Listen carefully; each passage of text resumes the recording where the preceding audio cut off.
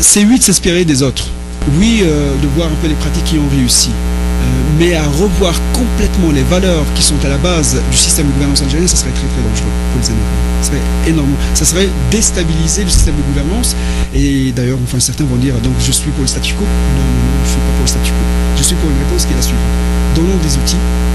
Ces outils-là vont à un moment donné demander un cadre de gestion adapté. Le cadre de gestion adapté va dicter des structures et les structures vont interroger les valeurs. Jamais l'inverse. Autrement dit, il n'y aura pas de réforme d'État en Algérie. L'État ne se réformera pas. Mais il y aura une réforme de l'administration locale, l'administration de proximité.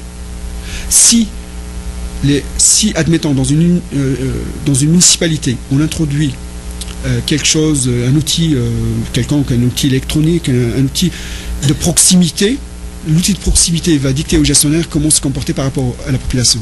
Si les gestionnaires se comportent différemment, ils vont se structurer différemment. Et s'ils se structurent différemment, on va avoir assisté dans les 10-15 ans à venir à l'émergence d'une nouvelle classe à la fois politique, administrative et sociale.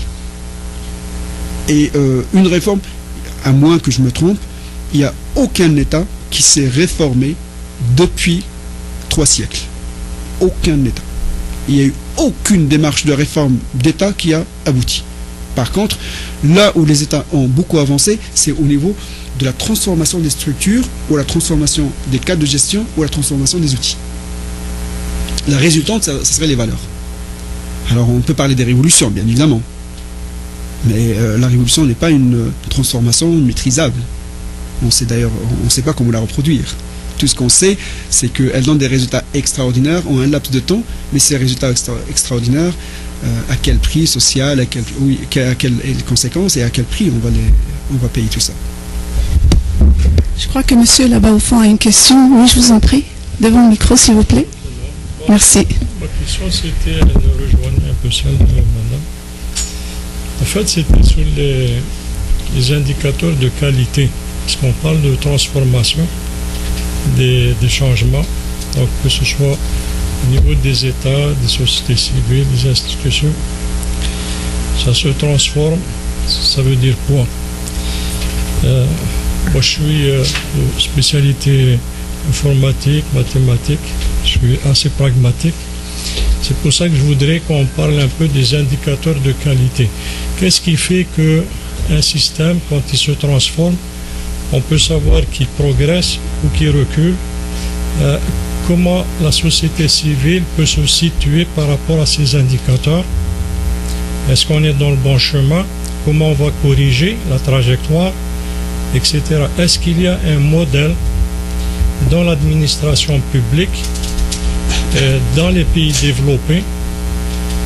Est-ce que des chercheurs ont établi quelque chose? Est-ce qu'il y a des instruments de mesure? Et comment nous, on peut adapter ça à notre système? Ou alors, dites-nous, ce n'est pas possible parce que ça bouge trop, ça va dans tous les sens. En fait, je termine, c'est juste pour avoir une réponse qui pourrait me combler sur ce. Merci pour... Oui. Est-ce que vous voulez bien vous approcher près du micro, s'il vous plaît? Comme ça, tout le monde va en profiter. Merci. Si je peux me permettre, la référence que moi je citerai, peut-être que Béché la connaît aussi, c'est le document qu'a fait Bresols, B-R-E-2-S-O-L-E-S. Alors c'est un chercheur qui est à Bordeaux, si je ne me trompe pas, qui a écrit un document en 2007, brillant d'ailleurs, sur les indicateurs de performance, mais traditionnels. C'est-à-dire c'est pas électronique. Donc moi je les ai regardés et ça parle de disponibilité de l'information, ça parle de l'information si elle est fiable ou pas, si elle est sécuritaire ou pas, s'il y a une personnalisation au niveau du service rendu, etc.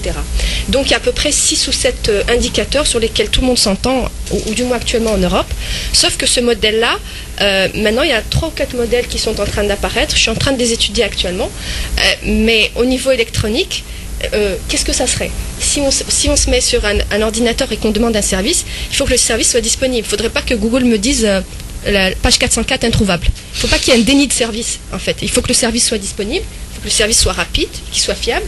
Et le problème avec la partie électronique, je pense, c'est vraiment la partie sécurité. C'est là où il y a le goulot d'étranglement, à mon sens. Hein. Bon, peut-être Béché là d'autres, je le laisse continuer. Merci. Merci Esma. Oui, on peut jumeler les deux questions, ça me dérange pas. Hein. D'accord. Dans le domaine... Moi, sur l'Algérie, je travaille depuis 5-6 ans. Je connais à peu près, je suis très impliqué pour connaître l'administration actuelle. Bon, l'administration actuelle, on ne peut pas dire qu'elle est évoluée, mais il faut la comprendre parce qu'on sort d'une décennie très noire où presque l'État a perdu raison. Donc, ce qui existe actuellement, c'est qu'ils sont en train de faire du remplissage.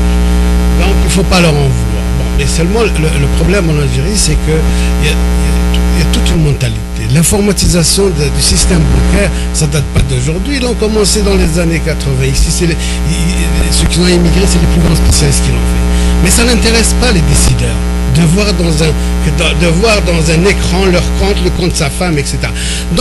Donc quand ils viennent, les étrangers viennent leur proposer des choses. Ils les payent pour ça. Ils leur disent oui, c'est formidable, c'est extraordinaire. Mais ils ne vont pas l'appliquer, c'est pas parce qu'ils ne veulent pas, ça les intéresse pas. Donc il y a une certaine couche actuelle en Algérie, ça ne les intéresse pas que ça progresse d'une façon.